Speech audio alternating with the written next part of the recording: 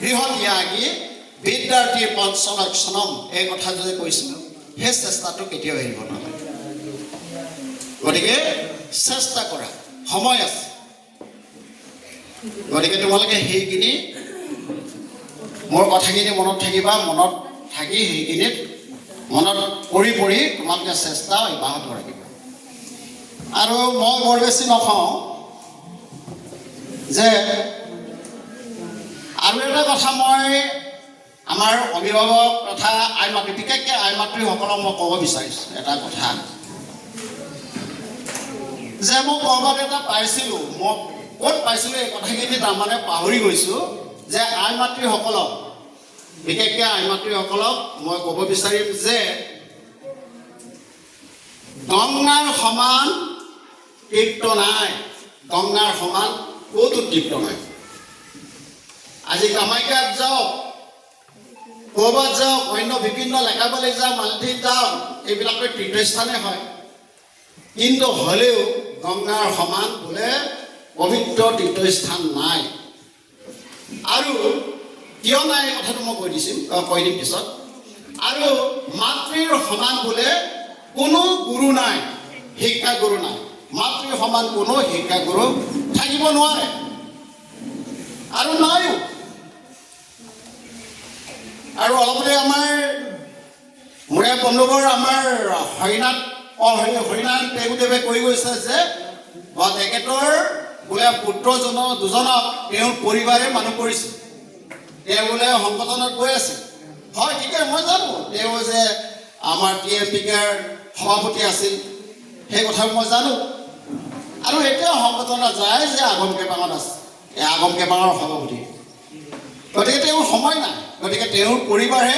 সেই ল'ৰাজনক ইঞ্জিনিয়াৰ বনাই তেওঁৰ কৰ্মস্থাপন দিয়া গতিকে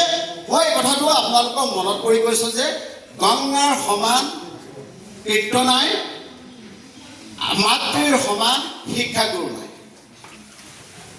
গতিকে মাতৃয়ে সকলো ল'ৰা ছোৱালীক কি কৰিব পাৰে তেওঁ প্ৰথম শিক্ষাগুৰু তেওঁৱে হয়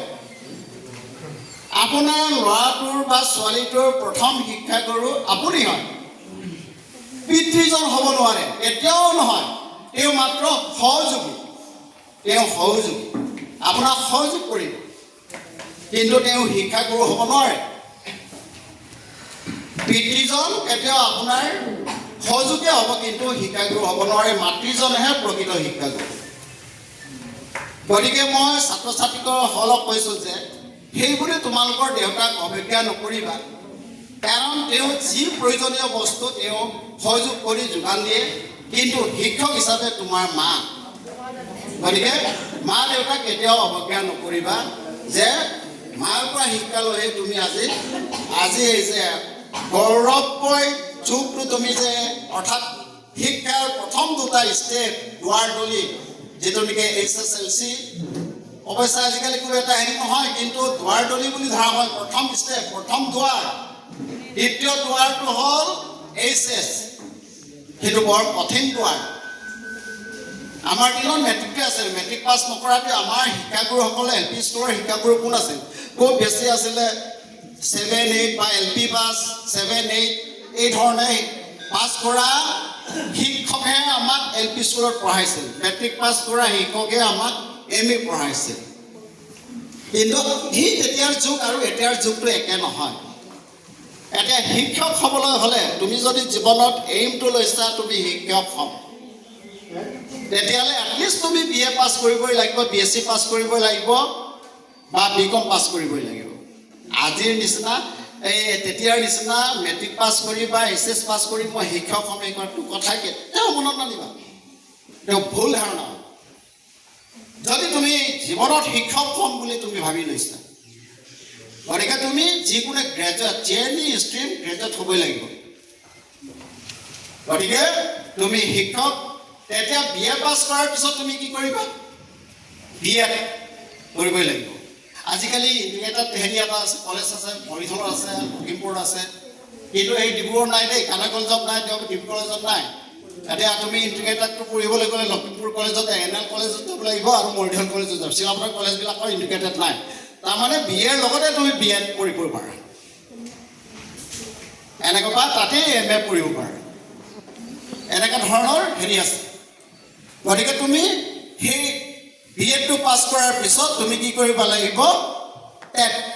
টেটটো পাছ কৰিব লাগিব তুমি যদি শিক্ষক হ'ব বিচাৰিছা গতিকে সেইটো তোমাৰ কম্পালচৰি তাৰপিছত তুমি অন্যহাতে যদি তুমি কলেজৰ প্ৰফেচৰ হ'ব বিচাৰিছা কলেজৰ প্ৰফেচৰো শিক্ষকে হয় তেতিয়াহ'লে তুমি MA পাছ কৰিব লাগিব MSc পাছ কৰিবই লাগিব MCom পাছ কৰিবই লাগিব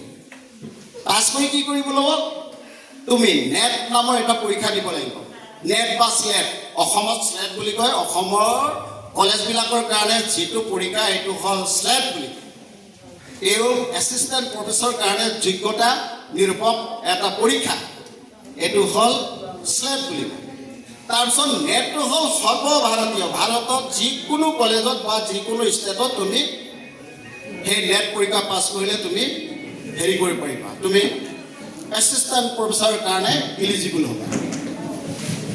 মই বেছিকৈ নকওঁ আৰু দেই অলপ ধৈৰ্য বেছি নকওঁ হেৰি মই ইতিহাস মাৰি দিম আৰু আমনিও পায় এই গৰমত যিয়ে নহওক লাগে তুমি সেইটো পাছ কৰাৰ পিছত আকৌ তুমি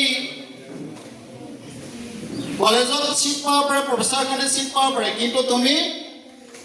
আৰু এটা ষ্টেপ যাব লাগিব যিটো PhD বুলি কোৱা হয় কিন্তু PhD হ'লে বেছি বেটাৰ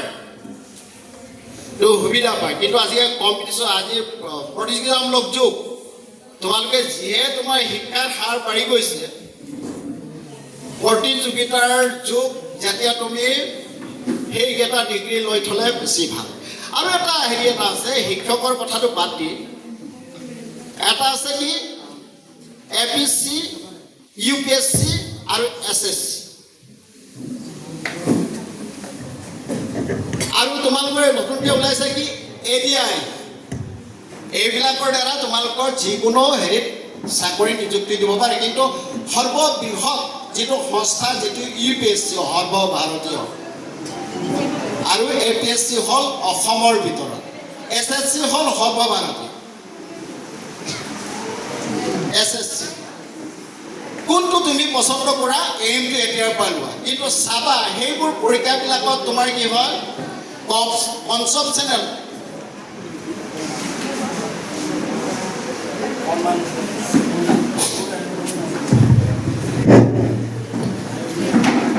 কনচেপচনেল যিটো নেকি তো ধাৰণামূলক প্ৰশ্ন আহে ধাৰণামূলক মন কৰিবা দেই তুমি চাবা যে আজি কলেজত যাব পাৰিছোঁ মই ডাঙৰ মানুহ সেইটো কথা চিন্তা নকৰিবা তোমালোকে কেতিয়াও ডাঙৰ মানুহ হোৱা নাই কলেজত পঢ়িব পাৰিছা এইটো যথেষ্ট কাৰ দ্বাৰা মা দেউতাৰ দ্বাৰা গতিকে তুমি জীৱনত কি হ'বা সেই কথাটোৱে আচল লক্ষ্য যে সেই পৰীক্ষাবিলাকত বিশেষকৈ APSC UPSC আৰু SSC বিলাকত কি হয় কনচেপচনেল পৰীক্ষা কুৱেশ্যন আহে বেছিকৈ ধাৰণামূলক প্ৰশ্ন চিধা চিধিকৈ নাহে যে এই তোমালোকৰ মেট্ৰিক পৰীক্ষাটো কনচেপচনেল পৰীক্ষা কি হেৰিত আহিছে 2024 চনত নেকি এটা পৰীক্ষা আহিছিল যে এটা হেৰিত বোলে মেডিকেলত হিন্দু হ'লে বিনা পইচা মুছলিম হ'লে 2 টকা ফিজ লোৱা হৈছে